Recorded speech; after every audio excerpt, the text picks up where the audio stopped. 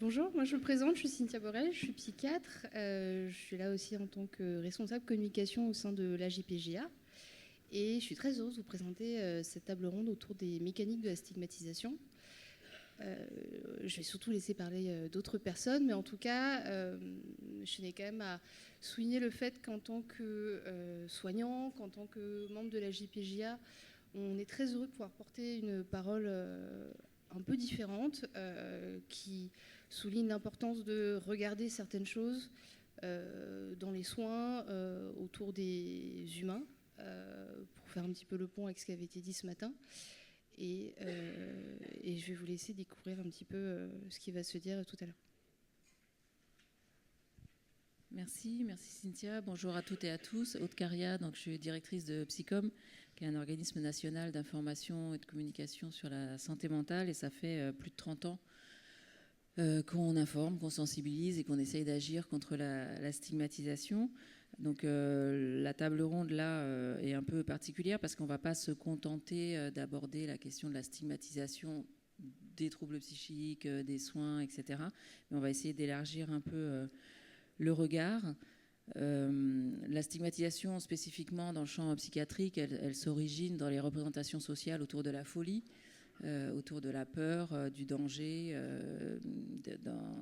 qui sont vraiment très ancrés dans nos imaginaires collectifs. Et c'est pour ça aussi que c'est aussi difficile de changer ces représentations et de faire évoluer la stigmatisation et les discriminations qui en découlent. Au fil du temps, on s'est rendu compte que la médicalisation de la folie n'a pas réduit finalement la peur et la stigmatisation. Et ce qu'on sait des expériences qui ont été menées ces 30 dernières années pour essayer d'agir contre la stigmatisation des personnes et des soins et des soignants, c'est ce qui marche, c'est la réduction de la distance sociale, c'est de permettre la rencontre, c'est de permettre l'identification. Et je pense qu'on est arrivé, on évoquait ça lors de la journée du Psycom qui a eu lieu il y a 2 semaines ici même, qu'il faut passer du discours au performatif et au transformatif. C'est-à-dire qu'il ne suffit pas de dire il faut agir contre la stigmatisation pour que ça advienne. Il faut vraiment poser des actes, agir aussi contre les conséquences de la stigmatisation. Donc là, ce qui nous intéresse aujourd'hui, comme je disais, c'est d'ouvrir la focale et de permettre aussi de comprendre que finalement les mécanismes de stigmatisation qu'on découvre un petit peu dans le champ de la santé mentale, finalement, ils sont à l'œuvre partout dans la société pour plein d'autres sujets. Pour le fait, quand on est discriminé du fait d'être homme ou femme, du fait d'être une personne racisée, du fait de la religion supposée, du fait d'avoir un handicap, du fait d'être un enfant aussi. Il y a des tas de mécanismes comme ça d'oppression, du fait d'être une personne âgée.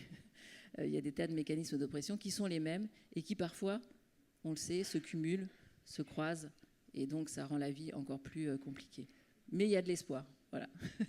Donc, sans plus attendre. Je vais vous présenter nos intervenants qui ont accepté d'être là, même de très loin, du coup, puisqu'il y a eu quelques petites coquilles dans les présentations. Madame Lélia Benoît, qui est pédopsychiatre, chercheuse associée au, pardon pour l'accent, Yale Child Study Center et au Centre de recherche en épidémiologie et en santé des populations à l'INSERM. En visio. Je remercie également Monsieur Marin Camus, qui est, donc je cite, patient expert en addictologie, formateur à l'association France Patient Expert Addiction, coordinateur de projet à l'association Aurore, patient partenaire au CN2R, Centre National de Ressources et Résilience. Madame Cécile Hanon, qui est psychiatre au Centre de ressources régionales de psychiatrie du sujet âgé en Île-de-France, également responsable de l'équipe mobile de psychiatrie du sujet âgé à l'hôpital Corentin-Selton. Madame Anne-Soël Tayarda, qui est chef de service à l'association foyer AFJ. Et enfin, Madame Claire Touzard, qui est chercheuse et écrivaine. Et on remercie tout le monde de vous présenter. On commence aujourd'hui cette discussion autour, comme l'a présenté Aude Caria, sur comment est-ce que vous comprenez chacun la mécanique de stigmatisation de votre point de vue, dans votre champ d'action. On commence par Mme Touzard. Alors, moi, j'ai écrit plusieurs livres sur la santé mentale parce que j'ai écrit un premier livre sur mon problème d'addiction. Enfin, j'ai un problème multiple d'addiction d'ailleurs. Et mon dernier livre révèle ma bipolarité. Et il révèle, parce que je l'ai su à 43 ans, j'ai été diagnostiquée l'année dernière, après un parcours extrêmement chaotique, puisque j'ai jamais été diagnostiquée, j'ai été chez des psys, mais qui ne m'ont jamais envoyée chez des psychiatres. J'ai un parcours de soins assez violent, en fait, avec une mauvaise expérience, notamment des psychologues, psychanalystes, etc., et psychiatres, qui étaient beaucoup dans des rapports de domination avec moi, beaucoup d'hommes.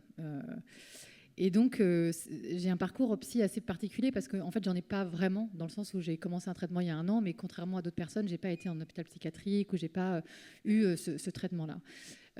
Mais j'ai aussi beaucoup refusé d'aller voir des psys à certains moments de ma vie, justement à cause de ce rapport de domination qui s'établit et qui parfois est assez subtil, en fait. C'est dans le langage. Je vous ai envoyé un mail, je peux le dire ou pas, parce que c'est pas du tout... Mais vous aviez marqué, par exemple, pour me présenter usagère au début, et je vous ai envoyé un mail en vous disant moi, je ne veux pas qu'on utilise ce terme me concernant. D'abord parce que je suis ici en tant que chercheuse et écrivaine, et que ça, tout de suite, ce terme, par exemple, usagère, je trouve qu'il y a une connotation un petit peu de, je sais pas, de vulnérabilité, mais pas dans le bon sens du terme.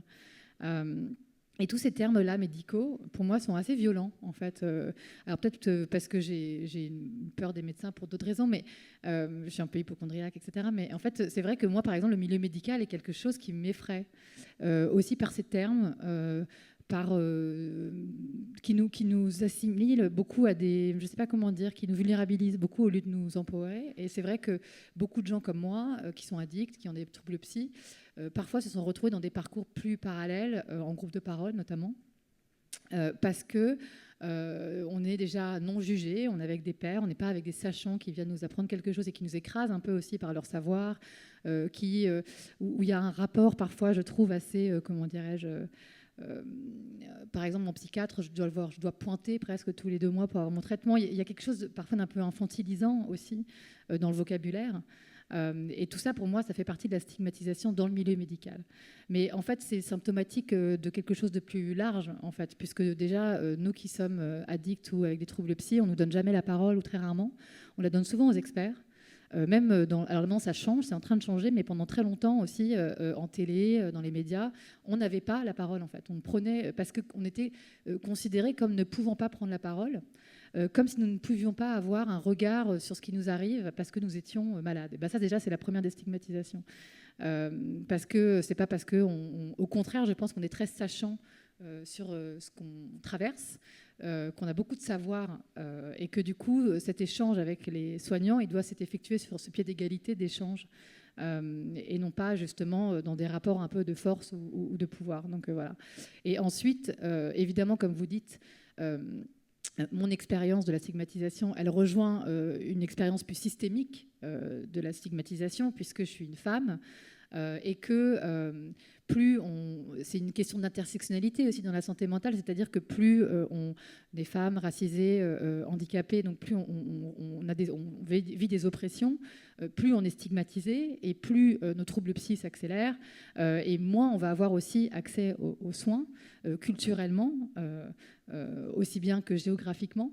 Ce qui fait que des gens vont finir dans des états très graves parce que justement ils n'auront pas accès. Quand je dis culturellement, c'est par exemple beaucoup de personnes racisées notamment ne se retrouvent pas dans le soin occidental, vont trouver beaucoup de violence dans les termes utilisés par des psys parce que c'est pas du tout leur culture.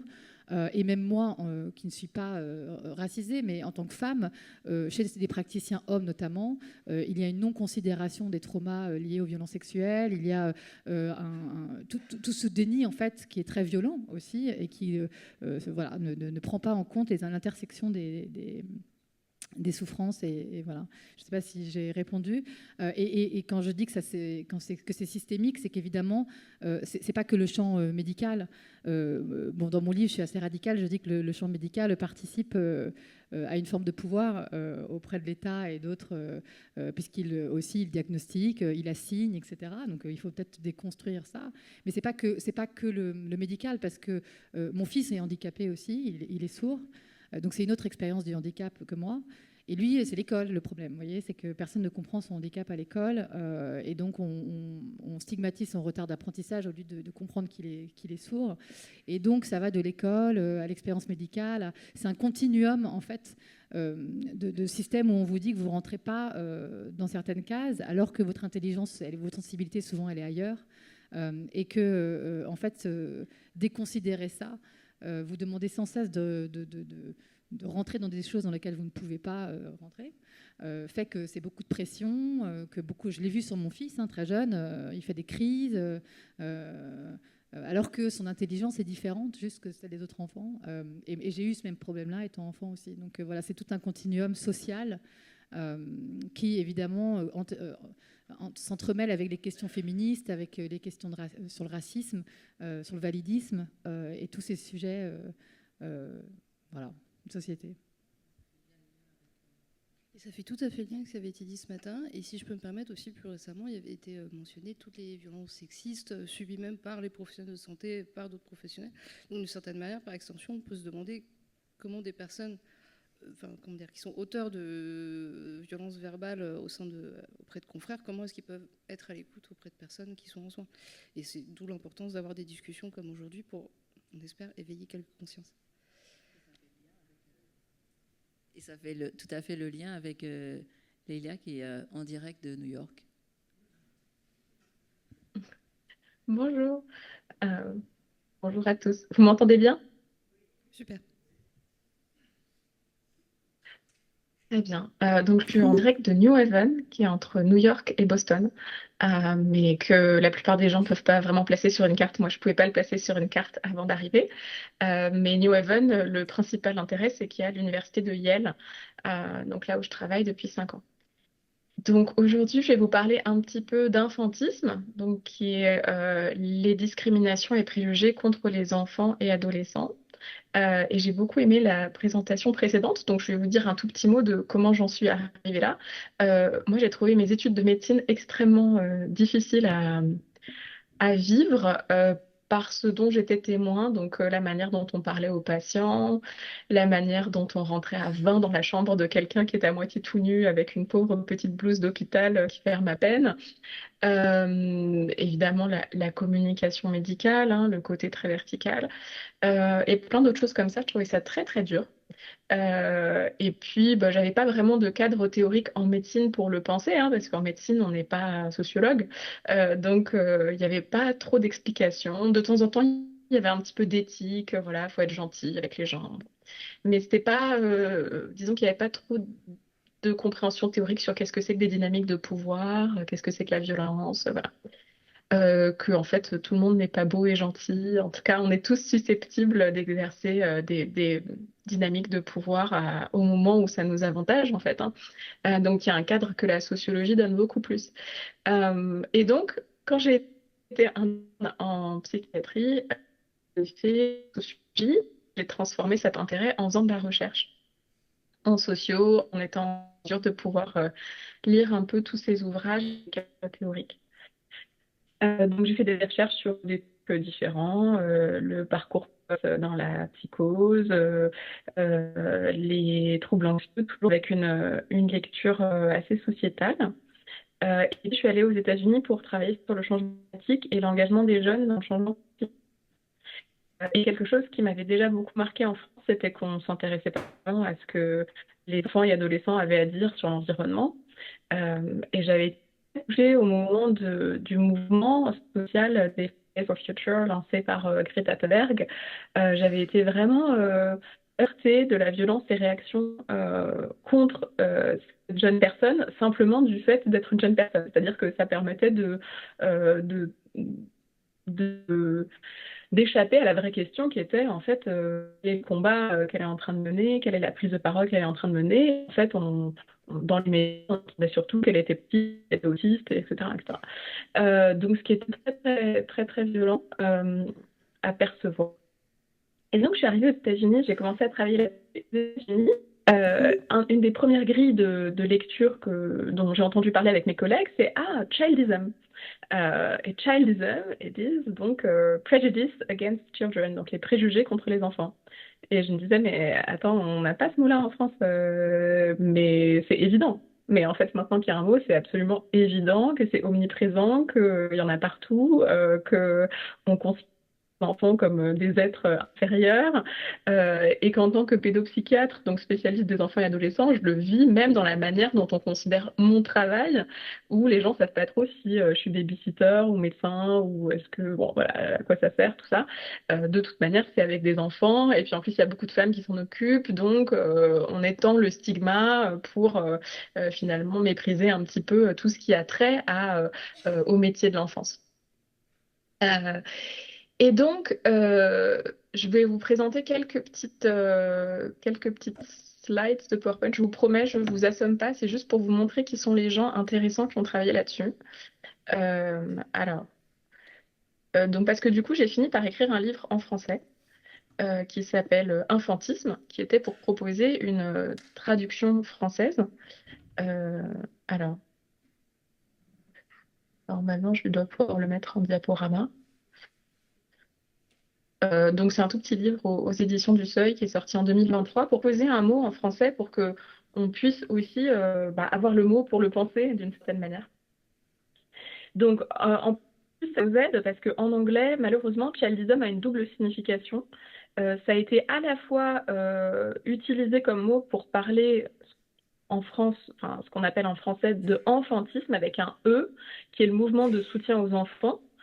Donc c'est construit comme le mot féminisme, hein, c'est-à-dire voilà, c'est un mouvement porteur d'émancipation et de soutien à cette catégorie-là. Et donc en français, ce mot existait déjà, enfantisme. Et donc vous pouvez l'utiliser. Et il y a, si vous voulez, vous pouvez regarder le Childism Institute, qui est donc c'est un site internet qui regroupe pas mal de travaux enfantistes, donc de soutien aux enfants. Mais on a de la chance sur notre traduction en français parce que nous, on peut se débarrasser un peu de cette double signification. Et du coup, j'ai utilisé le mot infantisme avec un i pour parler donc des préjugés et discriminations contre les enfants. Là, c'est construit un peu comme les termes de sexisme et d'agisme, où là, le suffixe isme, c'est plutôt la discrimination vis-à-vis de cette catégorie-là. Et donc, on a le même préfixe que pour infantilisation. Je voulais juste vous parler un petit peu de qui a parlé de ça au début, parce que figurez-vous que c'est pas moi qui ai inventé ce truc-là.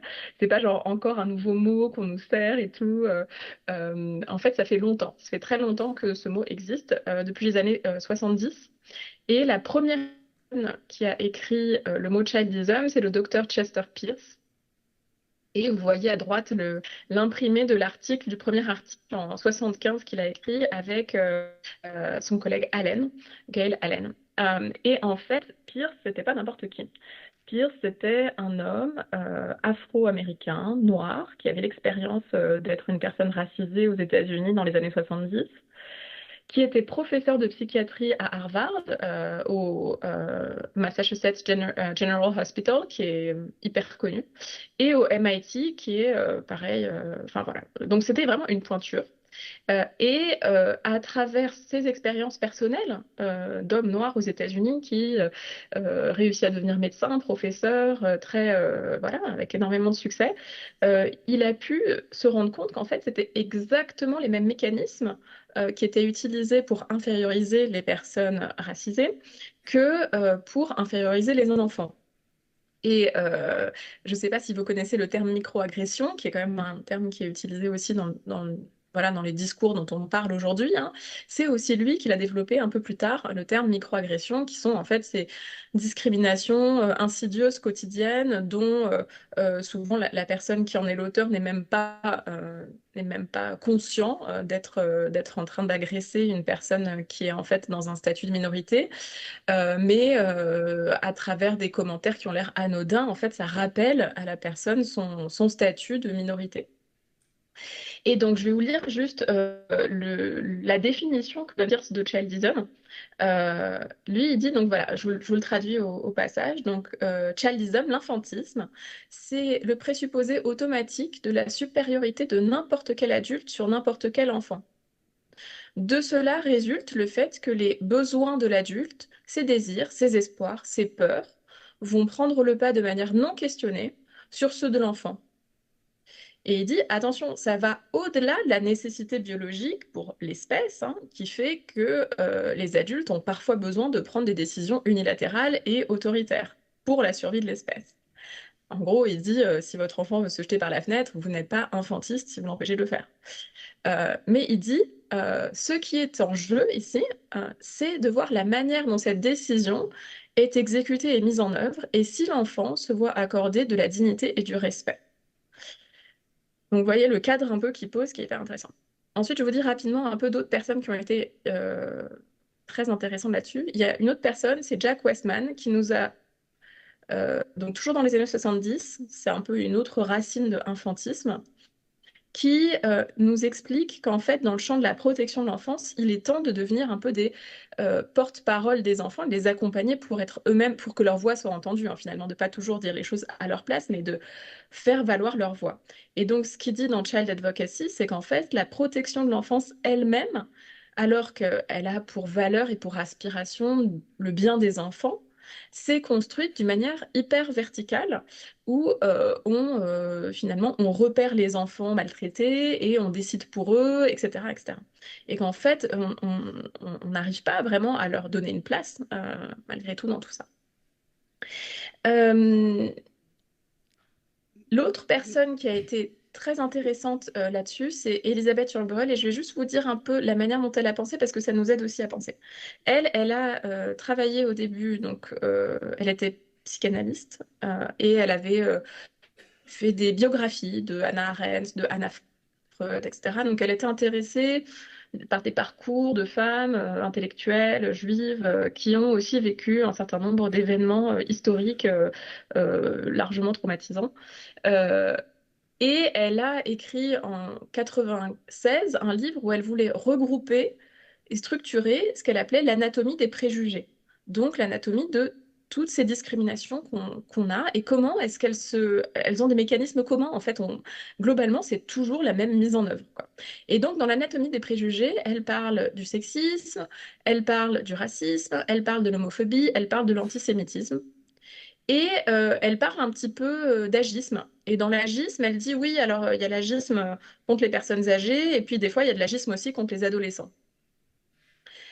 Et puis, elle s'arrête après avoir publié ce truc-là et se dit, mais en fait, je me suis complètement plantée. Moi aussi, j'ai été très infantiste, en tout cas, j'ai été très agiste contre les enfants, en les sortant même de la catégorie d'agisme. C'est-à-dire qu'elle n'imaginait pas, en écrivant sur l'agisme, qu'elle avait complètement évacué la question des enfants plus jeunes ou des adolescents plus jeunes, et qu'en fait, en gros, on ne peut être discriminé par rapport à notre âge que quand on est proche d'être adulte. Et avant, c'est normal qu'on nous traite différemment, quoi.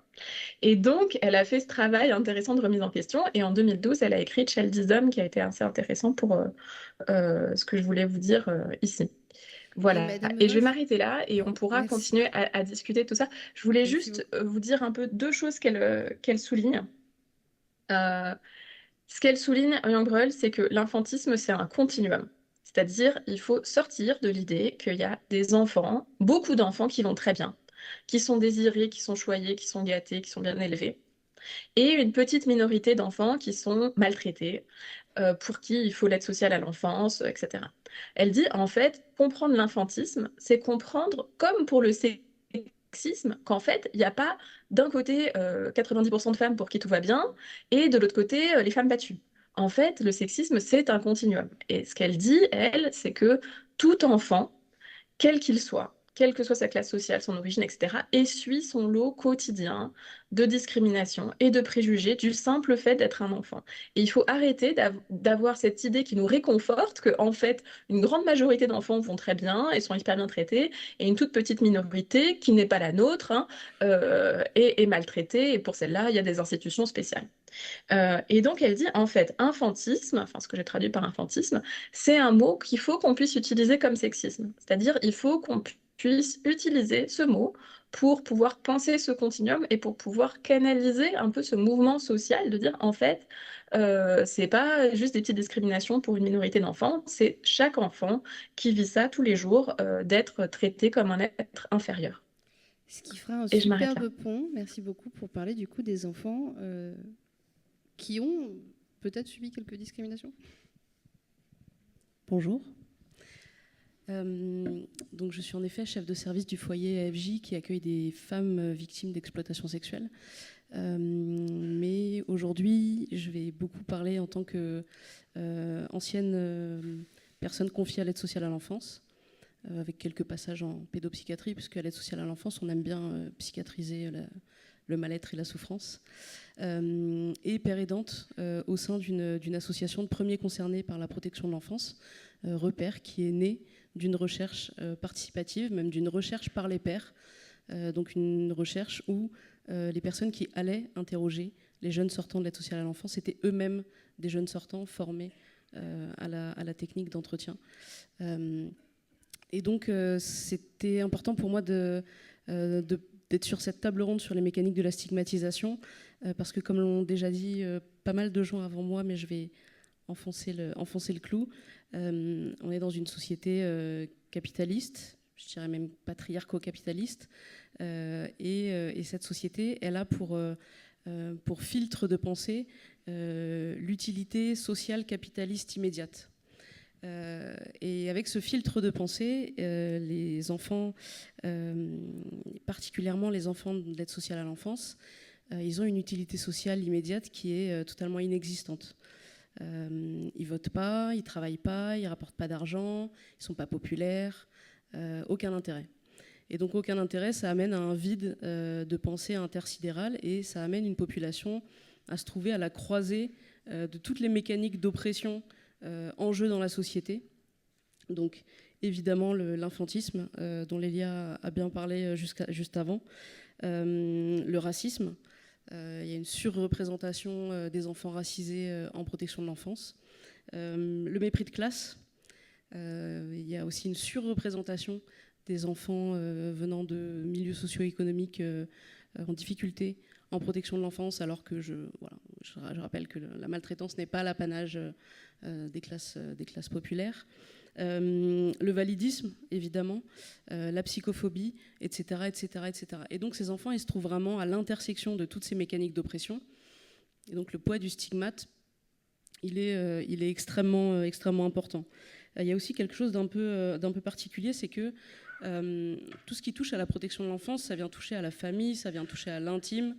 Et il y a encore cette espèce de sacralisation du huis clos familial.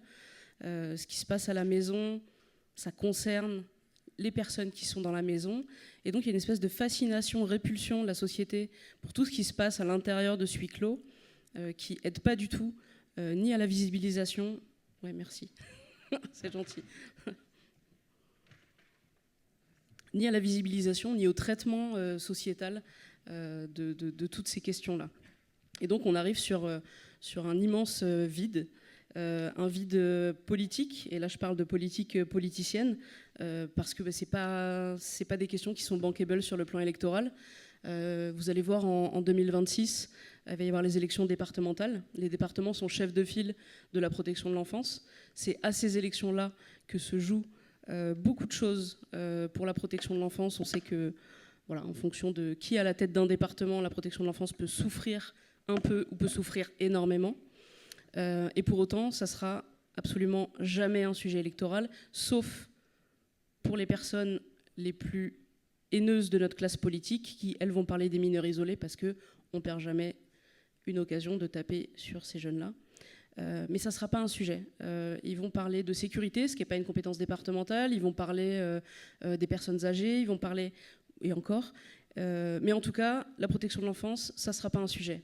Et c'est aussi invisibilisé par les professionnels de la protection de l'enfance eux-mêmes, dans un espèce de mouvement de repli, protection, contre une société qui serait un peu hostile à la base, mais qui, en fait, ne fait que renforcer l'invisibilité et la stigmatisation, parce que si on cache, c'est qu'il y a quelque chose à cacher.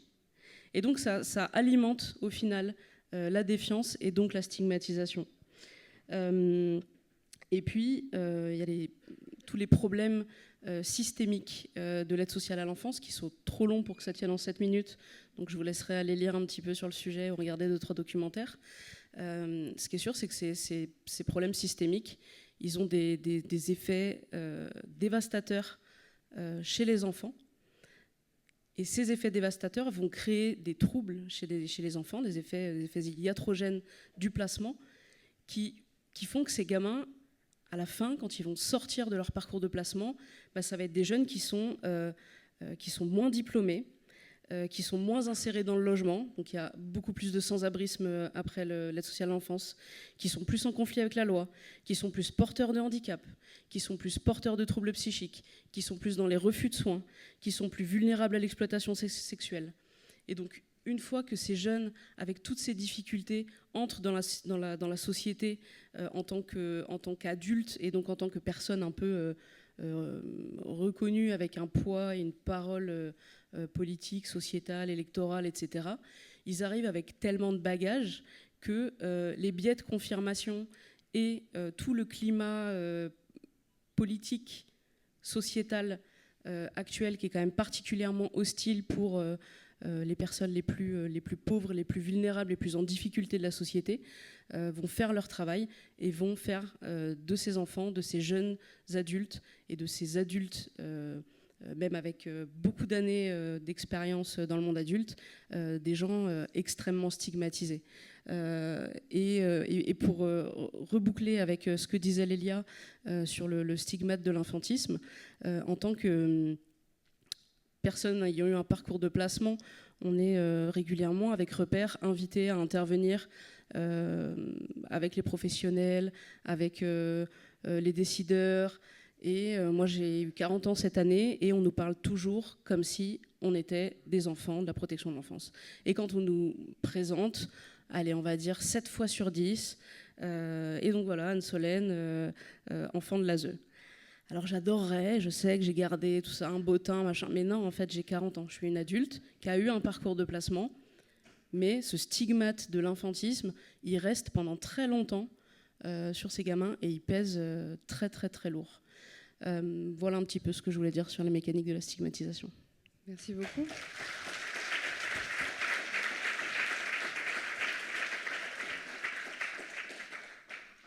Et on continue du coup avec Marie-Camille qui va vous parler aussi en tant qu'adulte, du coup, comment on vit un petit peu ces situations de stigmatisation. Bonjour, merci pour ce que j'ai entendu. Je vais parler en tant que personne concernée aussi. Alors moi j'ai pas été placé, si j'ai été en MEX, mon grand frère a été placé, mon petit frère a été placé.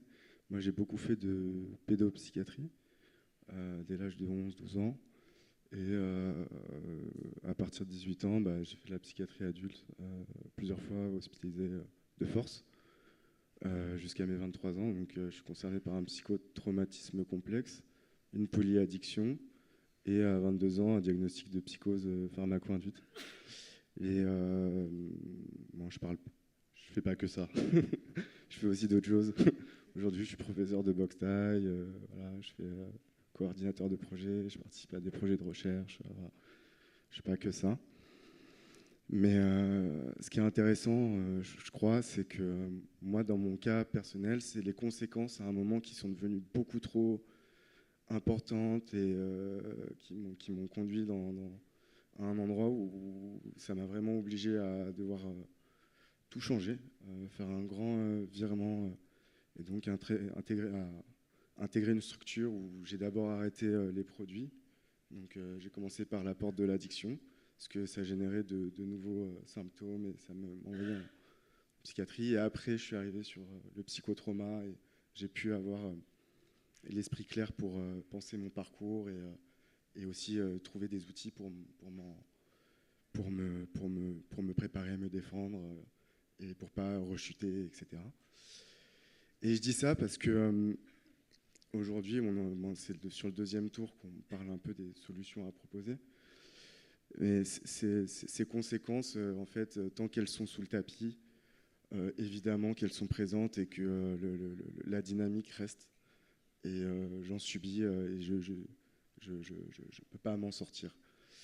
Et j'ai beaucoup aimé, moi aussi, je voulais prendre ce prisme, cet angle de lecture, de dynamique systémique, avec le traitement médiatique, politique, culturel, c'est un ensemble. Et en fait, c'est pour moi, à mon sens, tout le monde qui est acteur de cette stigmatisation est victime.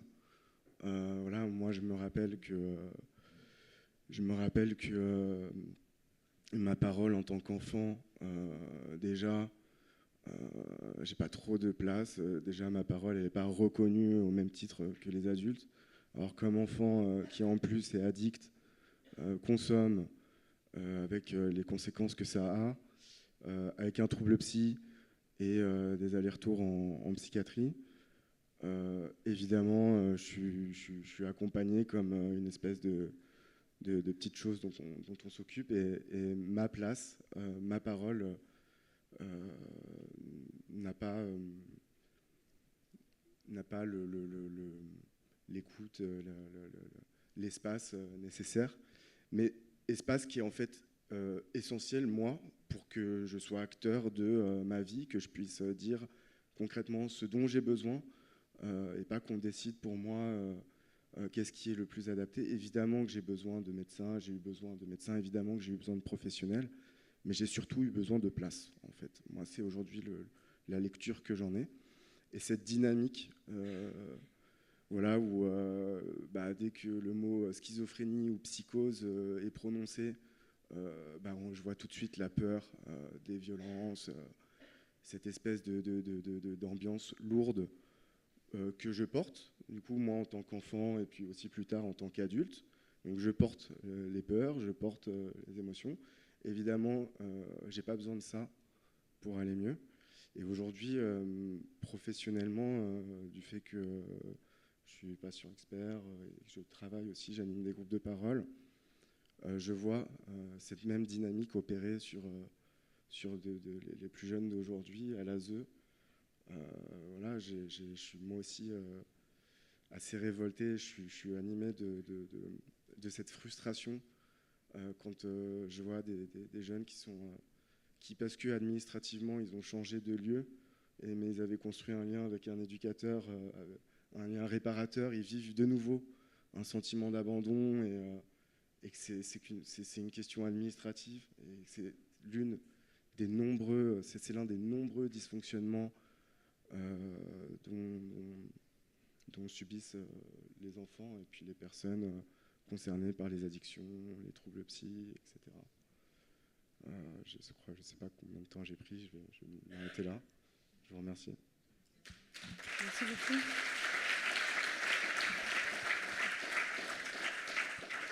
On a parlé des très jeunes, on a parlé des moyens jeunes,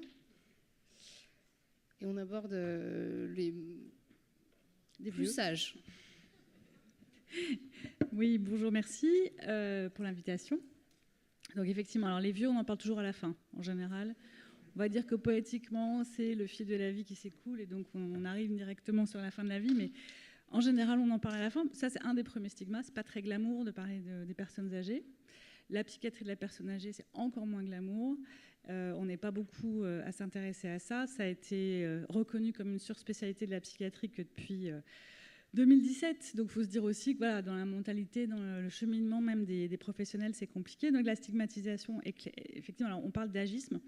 On ne parle pas de vieuxisme ou de seniorisme, on parle d'agisme, et dans l'imaginaire effectivement collectif, l'agisme, c'est vraiment par rapport aux personnes âgées, aux vieux. Et vieux et psy, c'est la double peine. Donc l'agisme, si on reprend le mécanisme, c'est ce que je vais penser d'une personne âgée, ce que je vais ressentir par rapport à une personne âgée, et ce que je vais faire. Donc les stéréotypes, les préjugés, la discrimination. Le phénomène en fait, donc de double peine de vieux et psy, ça conduit directement à le phénomène qu'on appelle l'invisibilité sociale. C'est-à-dire que la personne finalement va disparaître du fait de son âge, va être discriminée du fait de son âge. On observe un effacement. Nos personnes âgées parfois deviennent des espèces de fantômes qui n'existent plus. Donc moi je parle d'une position où je suis psychiatre de la personne âgée en équipe mobile. Donc je vais à domicile et je vais dans les EHPAD pour rencontrer des personnes et voilà, essayer de poser des diagnostics et de les accompagner. Et effectivement, un des rôles principaux de mon équipe, c'est d'incarner les personnes, de les remettre dans une identité de personne avant d'être vieux, hein, avant de représenter ce que c'est c'est juste un vieux. Et donc, dans ce phénomène d'agisme, il y a plusieurs facteurs. Donc, j'ai commencé par dire il y a le facteur finalement de nous-mêmes, de nous soignants, mais de nous finalement un peu personnes concernées, parce qu'on a un peu tous un parent vieillissant ou un peu tous un grand-père vieillissant ou une grand-mère vieillissant. Donc, d'une certaine façon, on est aussi concerné par ça. Mais mes patients me disent je suis vieux, à quoi bon? Je ne sers plus à rien. J'ai plus de place, on m'oublie, on ne peut plus me faire confiance. Donc il y a une auto-stigmatisation des personnes elles-mêmes, hein, ça ne vaut pas la peine que j'aille chercher du soin. Puis de toute manière, je ne sais pas parler de moi, je ne sais pas parler de mes émotions, et puis si je suis déprimée, tout le monde me dit que c'est normal. Donc ça, c'est un phénomène important qu'on retrouve chez les personnes. Le Covid a été très fort, a été un point vraiment majeur d'agisme à ce moment-là, où très clairement, hein, les personnes âgées étaient les plus impactées. Les réanimations étaient fermées pour ces personnes-là du fait de leur âge, et les EHPAD se sont refermés complètement comme des huîtres, hein, pour pouvoir cacher tout ça et faire une omerta complète à ce moment-là. Donc le Covid a été en même temps dramatique, en même temps très aidant finalement dans une certaine forme de pensée sociale. Donc il y a les personnels, et puis donc il y a nous les soignants qui disons aussi ça sert à rien d'aller s'occuper des vieux parce que de toute façon les traitements ne marchent pas, et puis de toute façon il vaut mieux mettre le paquet sur les personnes plus jeunes puisque c'est l'avenir. Et je ne sais plus qui disait un enfant ça sert à rien, ça rapporte rien, mais finalement un vieux aussi ça rapporte rien, ça sert à rien. Et il y a vraiment ce sentiment comme ça d'inutilité. Qu'est-ce qu'on peut se dire pour on parlera peut-être des stratégies après, mais effectivement, moi, ce qui me frappe, c'est que nos sociétés, il y a ce premier constat-là, ce premier mouvement, et puis le deuxième mouvement, c'est de dire non, mais il faut faire des sociétés inclusives, il faut faire des sociétés qui ne soient pas agistes, il faut faire du successful aging, du bien vieillir. Et donc, il y a un discours quand même très paradoxal, hein, entre disant, voilà, les vieux servent à rien, et en même temps, il faut que tout le monde vieillisse en bonne santé. Et donc, il y a des rapports, des lois. On a quand même une loi en 2017 qui s'appelait la loi d'adaptation de la société au vieillissement. On a eu des rapports itératifs et l'OMS a déclaré aussi la décennie du vieillissement en bonne santé de 2021 à 2030, en faisant donc un grand rapport, une campagne mondiale contre l'agisme pour proposer une transformation systémique du regard posé sur le vieillissement. En disant effectivement que c'est au-delà d'une question de justice sociale, c'est un impératif pour construire une société riche, équilibrée et inclusive. Et donc on est un peu sans cesse comme ça contrebalancé entre ces deux mouvements, d'une observation, je dirais, du quotidien, de cet effacement de nos personnes âgées, et en même temps d'un discours, alors bien pensant, c'est un peu fort, mais en tout cas d'un discours qui se veut avancé. Et en même temps, on se dit, si on n'a pas ce discours-là, on ne sert à rien. Donc il faut quand même pouvoir tenir la route sur ce discours-là. Et je pense que je parlerai des stratégies après, si voilà. Merci, Cécile.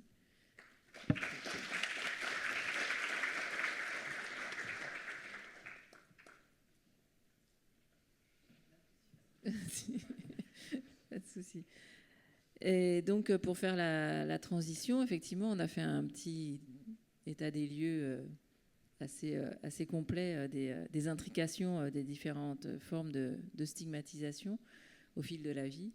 On passe à la partie plutôt qu'est-ce qu'on peut faire pour enrayer ces mécanismes de stigmatisation. Alors, comment on passe de la bonne intention à l'action. Alors moi, pour prendre ta base, je veux dire que je suis très contente de vieillir. Voilà, j'arrête pas de le dire parce que ça veut dire que je suis toujours là. Voilà. Donc c'est une petite action contre l'agisme. Voilà. Et c'est vrai qu'en tant que femme aussi, c'est plus difficile aussi d'assumer ça de vieillir. Il y a une double stigmatisation aussi. Donc je me plais à dire que moi, j'aime bien vieillir parce que ça vient un petit peu tacler les représentations autour des femmes vieillissantes qui servent plus à rien non plus. Claire, donc du côté de la solution, de ce qu'on peut faire, de choses très concrètes ou de ce que vous avez pu vivre aussi qui vous ont aidé? Ce que j'entends un peu, moi, dans toutes les interventions, c'est quand même la problématique capitaliste et cette dynamique qui impose aux gens de servir à quelque chose et de rentrer dans des cases qui servent le capitalisme, finalement. Et le soin en fait partie, parce qu'aujourd'hui, la vraie question, c'est qu'est-ce qu'on veut du soin, finalement? C'est-à-dire, est-ce qu'on soigne les gens pour les rendre plus dociles, pour qu'ils rentrent dans une société qui n'est pas faite pour eux et qui va les rendre malheureux, mais leur donner des pilules pour que ça passe. Est-ce que c'est ça qu'on veut du soin? Ou en fait, on se dit que le soin, c'est une construction politique, c'est une réflexion philosophique qui n'induit pas que les gens du médical, en fait, qui induit toutes les strates de la société. Et une façon complètement différente de voir justement l'individu, c'est-à-dire que l'individu n'est pas que l'individu qui travaille. Parce que moi, ce qui me choque, par exemple, sur la santé mentale, c'est que quand on regarde même l'année de la santé mentale déclamée par l'OMS, etc., c'est que des chiffres en bénéfice. Alors, on parle des risques psychosociaux, on induit quand même la responsabilité de la société, mais c'est toujours un peu flou et confus. On continue quand même beaucoup à responsabiliser les gens, aller chercher sur leur terreau familial, etc. Alors qu'en vrai, on est dans une société tellement violente que c'est impossible de bien aller. Et pour des gens, tu parlais du cumul un peu des mandats, mais il y a des gens quand même qui n'ont aucune possibilité d'aller bien. C'est-à-dire les personnes notamment qui ont connu l'exil, qui arrivent en France dans des situations de traumatisme intense, qui vont en plus vivre le stress quotidien de leur statut. Enfin, c'est des gens qui sont polytraumatisés. Et donc, si encore une fois, le seul usage des personnes, c'est qu'elles servent à notre système, c'est sûr que ces personnes n'ont pas de valeur, en fait. Et je pense que tout ça doit vraiment être déconstruit. Et on peut pas parler du soin aujourd'hui si on ne parle pas de la déconstruction néolibérale du soin et la construction capitaliste et raciste et patriarcale du soin. Encore une fois, aussi la médecine, comme je disais tout à l'heure, c'est pour moi, pour le moment, elle sert comme pouvoir, comme l'État, etc., pour aussi assigner les gens à des diagnostics. Et puis on multiplie les diagnostics pour leur dire qu'il y a une multiplication des problèmes, alors qu'en fait, la racine, elle est sociale. La racine, elle est systémique. Et c'est juste, il faut déconstruire ce système pour que les gens aillent mieux, en fait. Et on part toujours de la fin, au lieu de partir du départ, et donc on n'arrive à rien, en fait. Donc ça, c'est une première chose, mais je pense que plusieurs philosophes se sont emparés du sujet, etc. Et puis après, il y a évidemment aussi une déconstruction des imaginaires qui est importante. Tu disais prendre de l'espace. Comme je disais, pendant longtemps, on a parlé à notre place. Nous, par exemple, qui avons des troubles psy, ça a participé à l'angoisse derrière nos statuts. Sachant qu'il y a un imaginaire très lourd sur, par exemple, les cas de troubles psy, c'est-à-dire que, notamment pour les femmes, et ça s'accélère en plus si vous êtes une minorité, parce que le cas des femmes, on le sait, ont été traitées d'hystériques pendant des années. Les personnes LGBT, quand même, ça faisait partie dans le DSM des diagnostics. À une époque, on était considéré comme malade quand on était LGBT. Et donc, quand même, tous ces diagnostics, etc., ont servi aussi à créer des catégories sociales, à effrayer sur des catégories sociales, et aujourd'hui, et continue à être utilisé. C'est-à-dire qu'on voit, même dans le débat politique et public, quand il s'agit d'une minorité ou d'une femme, on va beaucoup utiliser, par exemple, le terme de folie, le terme d'irrationalité, pour décrédibiliser ses propos. Et on le voit au-delà du politique, même dans le social. J'ai beaucoup de travailleuses sociales qui me disent souvent que, en fait, les femmes qui viennent de témoigner contre leurs conjoints violents sont traitées de folles, qu'on a du mal à croire leurs paroles. Donc voilà, et tout ça, c'est encore une fois des réflexions qui vont au-delà, je pense, du médical, qui sont des réflexions sociales et politiques plus larges. Et moi, ce que je fais à ma modeste échelle, c'est écrire et reprendre le pouvoir sur tout cela pour se demander qu'est-ce qui est vraiment fou dans notre société déjà, quelles normes on suit, parce que j'ai l'impression qu'on brime aussi énormément de gens qui sont juste différents. Et qu'il faut apprendre à vivre avec ces vulnérabilités, avec ces handicaps, les remettre au milieu de la cité, arrête de les mettre en périphérie, dans des EHPAD, dans des endroits, dans des mouroirs, en fait, et célébrer aussi cette pluralité au lieu de les diagnostiquer. Voilà. Oui, donc.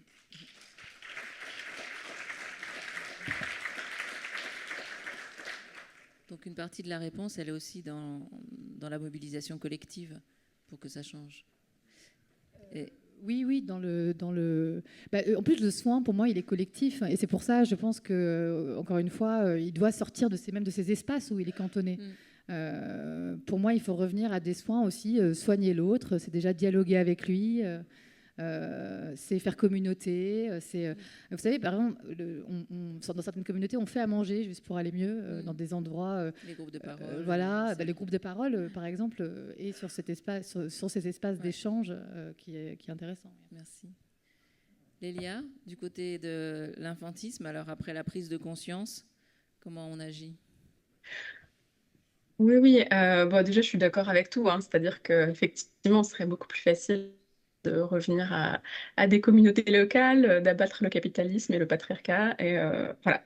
Donc ça, c'est la version courte. La version peut-être un peu plus longue et sinueuse et pratique, c'est, en tout cas en ce qui concerne les enfants, déjà, je pense de commencer par bousculer les croyances. C'est-à-dire arrêter de croire que les adultes vouent un amour total aux enfants et que tout ce que font les adultes aux enfants est uniquement dicté par leur sacrifice pour le bien des enfants. En fait, c'est pas vrai. Il y a beaucoup de domination. On fait plein de choses aux enfants juste parce que ça nous arrange nous, parce qu'on est dans un statut de dominant.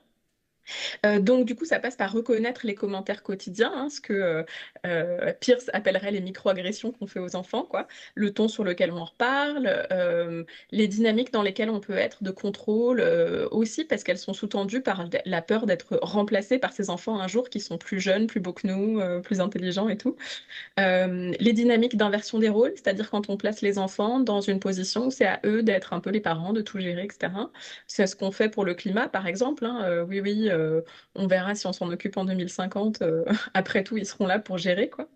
Et puis, les dynamiques qu'on voit aussi au quotidien, notamment en France, où on attribue aux enfants du parasitisme, c'est-à-dire on les traite comme si c'était des espèces de parasites consommateurs de ressources. Et il faut qu'on fasse un petit examen de conscience sur notre humour collectif des adultes en France, sur le nombre de blagues, sur le fait que les enfants et les ados vident le frigo sans le remplir, ont plein de grandes idées, mais ensuite demandent le dernier iPhone, etc. Où en fait, il faut voir que les dynamiques de ces blagues, c'est juste de créer de la cohérence et de la cohésion entre adultes au détriment du groupe des enfants. Ça ne veut pas dire on n'a jamais le droit de critiquer un comportement, mais on peut le critiquer de manière constructive. Au lieu de se moquer des enfants qui vident le frigo sans rien remplir, on peut choisir en famille de répartir les tâches ménagères, de dire voilà, on va tous vers une plus grande autonomie, un partage.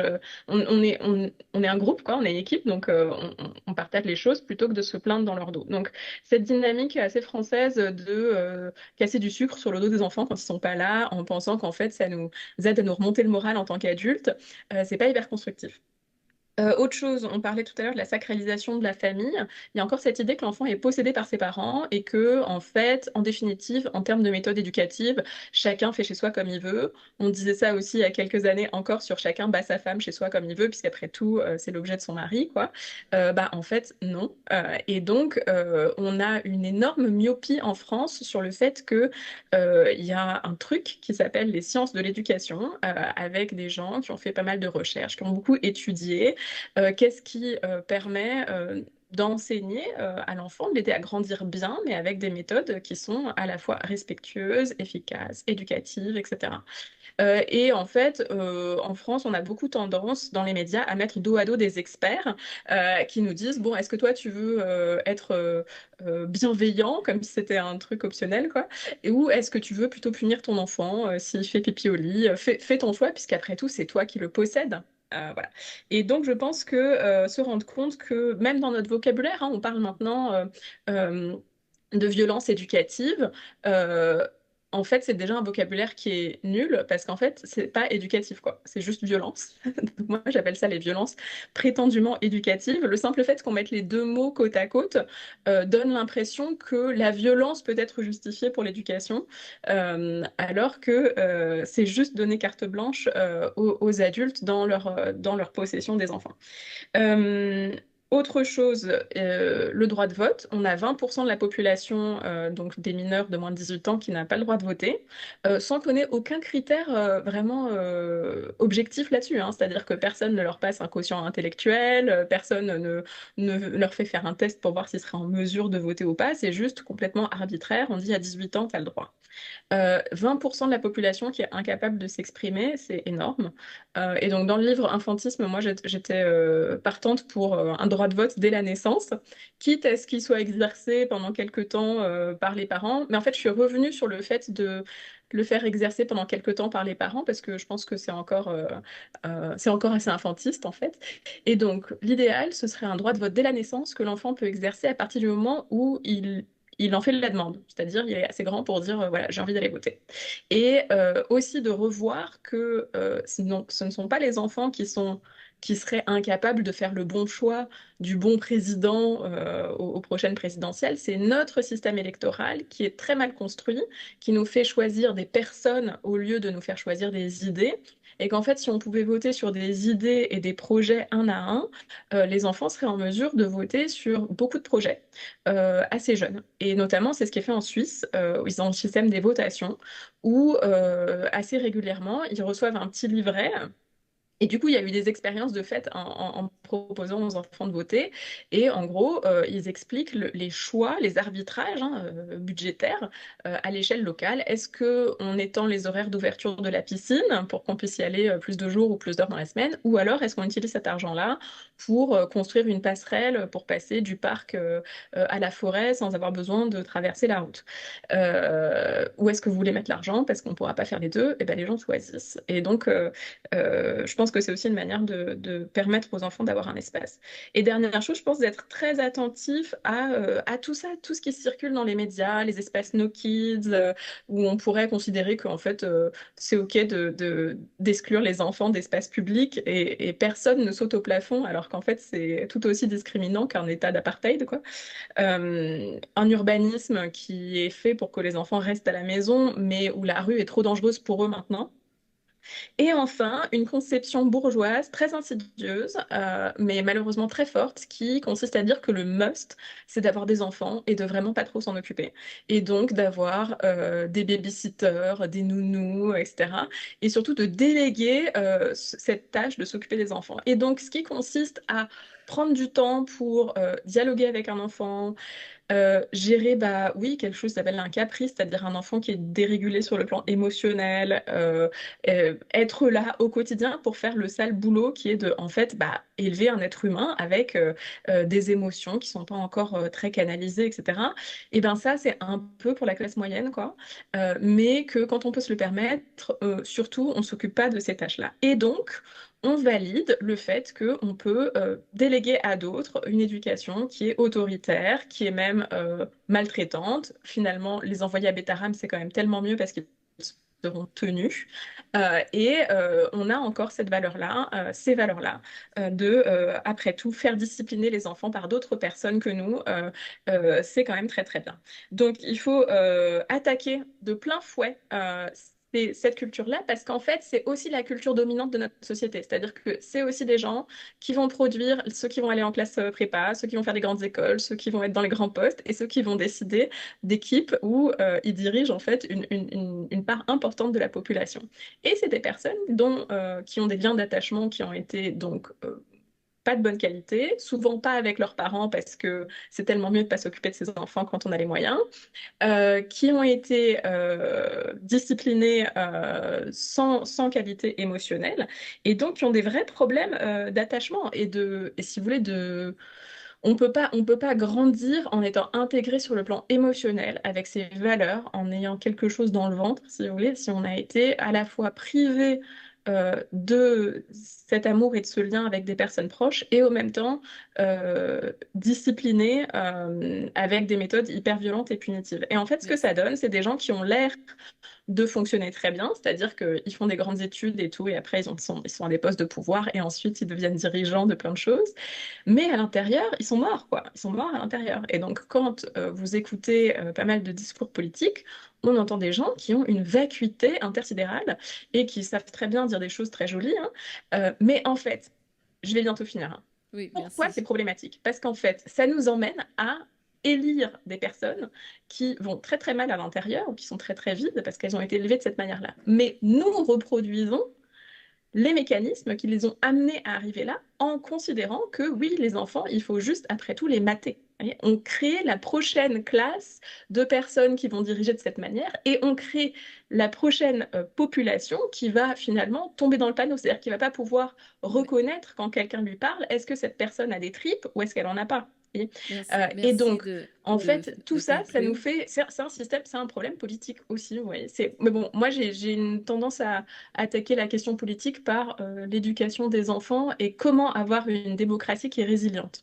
Et ça, vous pouvez Oui, lire les travaux d'Alice Miller notamment oui. et les Scandinaves, parce qu'ils considèrent que ça fait partie de la santé d'une population, d'une démocratie, d'avoir des enfants qui, en fait, savent être dans des liens de négociation, d'horizontalité, de respect d'autrui, plutôt que dans l'attente d'un leader vertical qui aurait tout compris et mieux qu'eux. Voilà, je m'arrête Merci, là. merci beaucoup.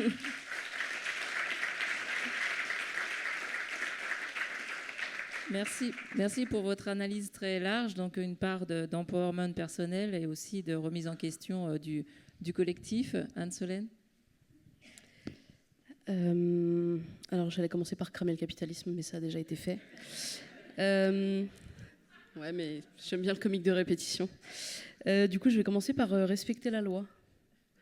Il y a une très belle définition du travail social qui est entrée dans le Code de l'action sociale et des familles en 2016, qui considère que les savoirs académiques, les savoirs professionnels et les savoirs expérientiels sont complémentaires et sur le même plan.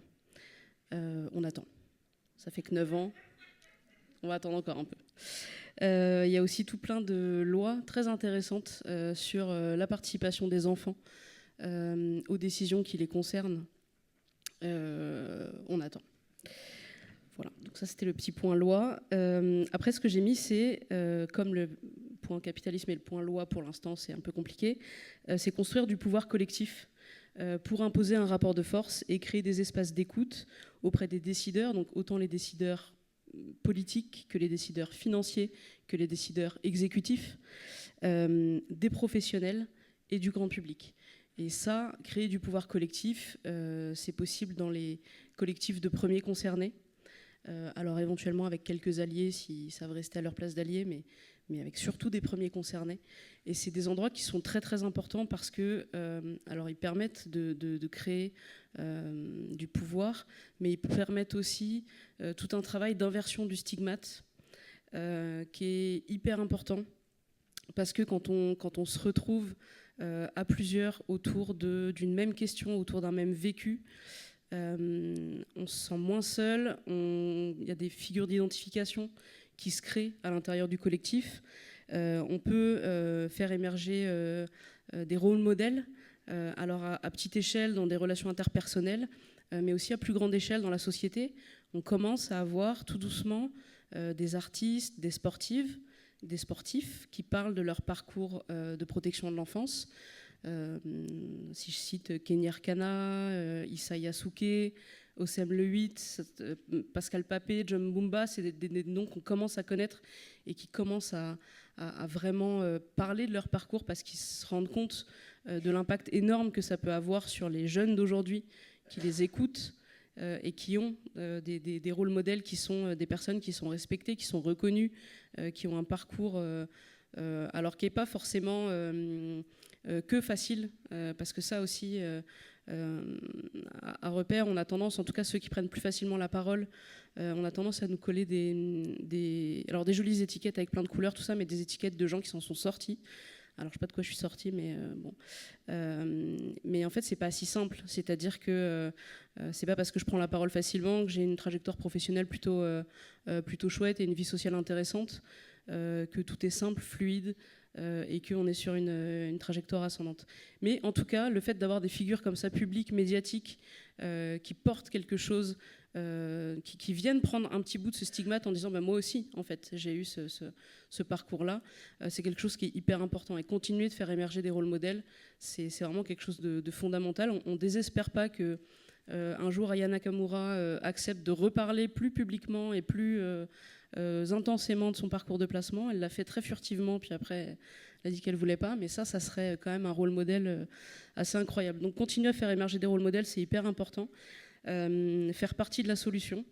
Le développement de la pérédance, je pense que je parle à une assemblée de convaincus, mais ce n'est pas encore le cas partout. Et alors, en tout cas, en protection de l'enfance, ça rame vraiment, vraiment fort cette question de pérédance. Et faire aussi partie de la construction des politiques publiques. Alors, avec toujours le risque d'instrumentalisation. On en a pas mal fait les frais à Repère ces 8-10 dernières années. Mais en tout cas, d'être à la table des discussions, de pouvoir imposer notre présence, parce que j'ai entendu beaucoup rien pour nous sans nous. Mandela allait beaucoup plus loin. Il disait tout ce qui est fait pour nous sans nous est fait contre nous.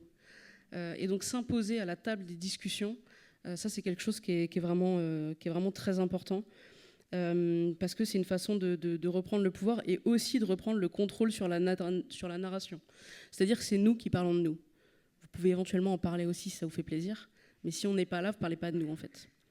Parce que je pense que ça serait extrêmement compliqué, une assemblée de personnes qui parleraient des travailleurs sociaux sans aucun travailleur social, ou une assemblée de personnes qui parleraient des psychiatres sans les psychiatres. Je pense vraiment que ça serait mal vu.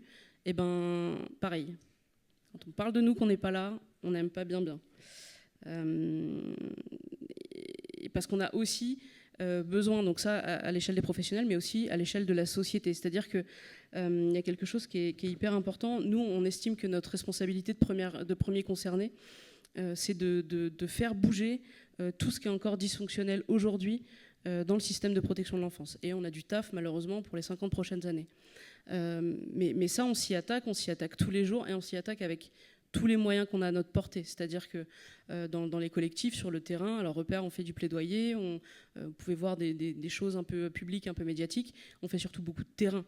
Voilà, nous, c'est des gamins mis à la rue, c'est des gamins qui dorment dans des tentes, c'est des gamins porteurs de handicap qui n'ont pas accès aux soins. Ça, c'est tous les jours, c'est tout le temps. Je peux vous citer des dizaines de noms que j'ai dans ma tête de mômes qui sont en galère, là, qui ne savent pas comment manger ce soir. Et le fait de traiter ça à toutes les échelles, mais aussi de le rendre visible au niveau de la société, c'est quelque chose qui est très important. Et on nous a beaucoup reproché ces dernières années, alors avec l'IS, qui est un ami, qui n'est pas vraiment dans les collectifs, parce qu'il a pris cette figure très difficile de figure de proue. Il a vraiment, pour le coup, percé les mers devant nous, via les documentaires qui ont été faits sur les failles du système de protection de l'enfance, de stigmatiser le système, de stigmatiser les professionnels, de stigmatiser même les enfants eux-mêmes à travers ces documentaires. On nous a beaucoup reproché d'avoir soutenu ces documentaires, etc. Mais moi, je dis toujours, en fait, ça, c'est notre taf de premier concerné. C'est de dire ça va pas, et de mettre le doigt dans la faille et de le remuer jusqu'à ce que ça soit guéri. Par contre, le rôle des professionnels, c'est de montrer tout ce qui marche. C'est de montrer quels sont les ressorts de bientraitance. Mais ça, c'est votre taf à vous, c'est pas le nôtre. Et on soutiendra toujours. On a été aussi associé à des magnifiques documentaires, je pense à Bébé placé de Karine Dufour, pour lesquels j'avais assisté à la projection dans cette salle-là, qu'on a porté au maximum parce que c'était extrêmement honnête intellectuellement. C'était un très beau documentaire, et ça, on le pousse comme des alliés. Mais nous, notre taf, c'est pas ça, c'est le vôtre. Et à vous de reprendre la narration là-dessus, parce que c'est hyper important aussi. Merci.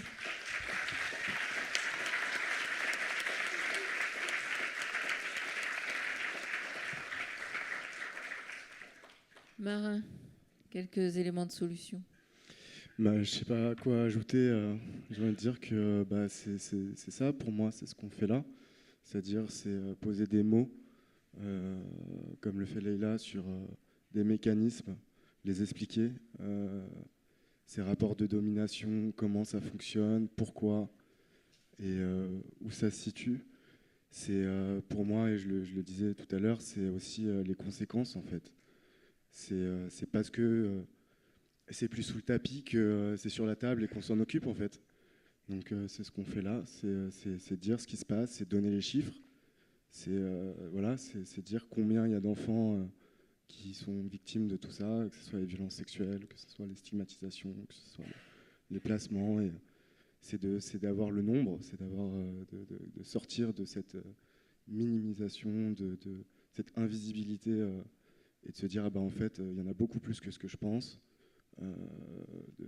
et que c'est lorsque les conséquences seront sur la table et diffusées que je crois que il y aura peut-être une chance qu'il y ait des décisions à grande échelle qui soient prises pour solutionner ce problème.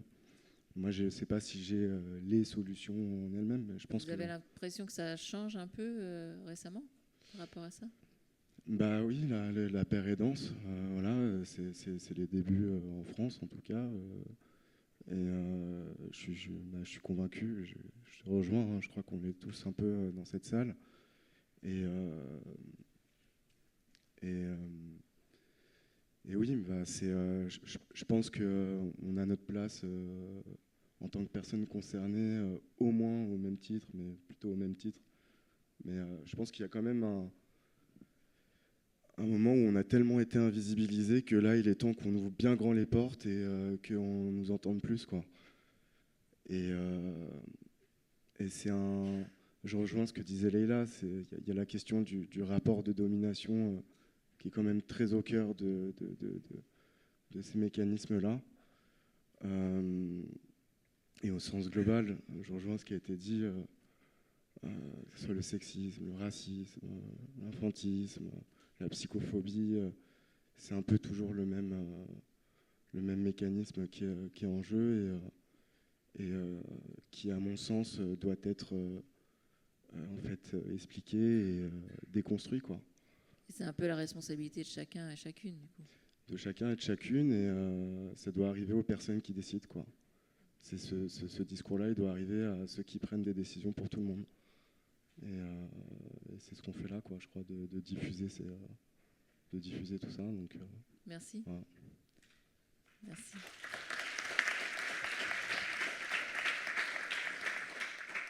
Alors Cécile, toi tu portes la voix des vieux et des vieilles. En vous entendant, moi je vois, il y a vraiment une question de lumière ici la question d'être visible, finalement, mettre la lumière, mais alors dans le bon axe, sans faire d'ombre, parce que finalement si on met la lumière dans le mauvais sens, on devient un fantôme. Si on met la lumière dans le bon sens, on devient vraiment quelqu'un avec une parole qui porte. Donc ça me fait penser ça en vous écoutant. Les stratégies telles qu'elles sont écrites, parce que donc je vous disais, il y a beaucoup de plans, de lois, de choses comme ça. C'est pour faire changer les mentalités, il faut que ça passe par des politiques publiques. Ton micro. On m'entend pas bien, voilà. Ça passe aussi par des interventions éducatives, par former dès l'école, dès le droit de vote à la naissance. Ça porte par effectivement donc former alors, les soignants, mais pas que, je pense vraiment, du primaire à l'université. Et puis tout ce qui va être intervention du contact intergénérationnel, intervention pour essayer de tisser du lien. Et bon, alors, la question de l'isolement, on n'en a pas parlé, mais la question de l'isolement social et affectif chez les personnes âgées, elle est fondamentale. Hein. Au Japon, on a créé un ministère de l'isolement. En Angleterre aussi, il y a un ministère de l'isolement et du lien social. Une des actions principales de l'OMS, c'était de la prescription sociale, donc de pouvoir faire de la prescription sociale sur ordonnance pour pouvoir créer du lien et tisser des liens intergénérationnels. Et donc je dirais que, par exemple, est-ce que vous savez qu'on est au mois d'Octobre Rose ? Oui, mais est-ce que vous savez qu'on est à la semaine bleue ? Et non, voilà. Et la semaine de santé mentale, voilà, aussi. Oui, il y a aussi la semaine bleue, c'est la semaine effectivement des personnes âgées, avec des tas d'actions associatives cette semaine-là, du 2 au 15 octobre, je crois bien. En tout cas, un petit mot de conclusion, du coup, vieillir, c'est inévitable. Mais nous savons comment vieillir un petit peu mieux, nous savons comment faire, et pourtant, pour le moment, mon sentiment un peu frustrant, c'est qu'on en reste à un concept plus séduisant sans qu'il y ait vraiment un passage à l'action et une implémentation, comme on dit. C'est ce que un article récent du Lancet intitule comme étant le paradoxe de l'inaction, et qui pointe l'écart entre toutes ces preuves et la mise en œuvre des actions de politique publique. Parce qu'au fond, l'obstacle, ce n'est pas forcément la connaissance, mais c'est comment on va implémenter cette connaissance dans des actions. On n'arrive pas à ancrer nos politiques ni à les inscrire à l'agenda des gouvernements. D'une part, on observe les fragmentations des initiatives, c'est très basé sur l'associatif, des projets ponctuels qui ne sont pas vraiment intégrés dans les politiques globales. Je citerai sans ordre en vrac Mona Lisa contre l'isolement, Hold Up qui était une association, le CNAV, le mouvement All Lives Matters. Donc il y a eu plein de choses comme ça ponctuelles qui se sont développées mais qui ne sont pas vraiment intégrées. Donc les interventions comme la prescription sociale. Alors j'ai pas eu le temps de parler de tout ce qui est innovation et numérique, mais on en parlera peut-être un peu plus tard ou dans les questions. Les communautés intergénérationnelles, les béguinages. Tout ça montre que ça fonctionne, mais on n'arrive pas à l'évaluer, on n'arrive pas à donner des données d'impact sur vraiment les possibilités de changement, et donc on revient sur la systémie. Et donc ce qui transformerait une bonne intention en politique effective n'est pas encore là, et pas encore au rendez-vous à mon avis. Et tout ça me faisait penser un peu à... Alors je pense que Leïla, vous en avez parlé, à tout ce qu'on dit sur le climat. On sait que ça va nous tomber sur la gueule et on n'arrive pas à changer les politiques, on n'arrive pas à changer nos actions, même au titre individuel. Voilà. Merci. Oui, je veux dire qu'il y a la Mad Pride samedi, si vous Oui, on en a parlé ce matin, oui. De façon, effectivement, merci de le rappeler, de passer à l'action, c'est d'aller défiler pour la Mad Pride ou la Fada Pride à Marseille. Voilà, et je te laisse. Alors je te dis, on n'aura pas le temps de faire des questions pour laisser le temps à Outouvel après d'intervenir. En tout cas, personnellement, ce que je retiens, et on le dit depuis ce matin, on arrête de mettre des cloisons physiques, des contentions physiques sur les personnes et dans nos esprits à tout âge. Et je pense que c'est important de le retenir, du coup, qu'on soit famille, proches, personnes concernées, soignants, politiques, j'espère qu'ils nous entendent.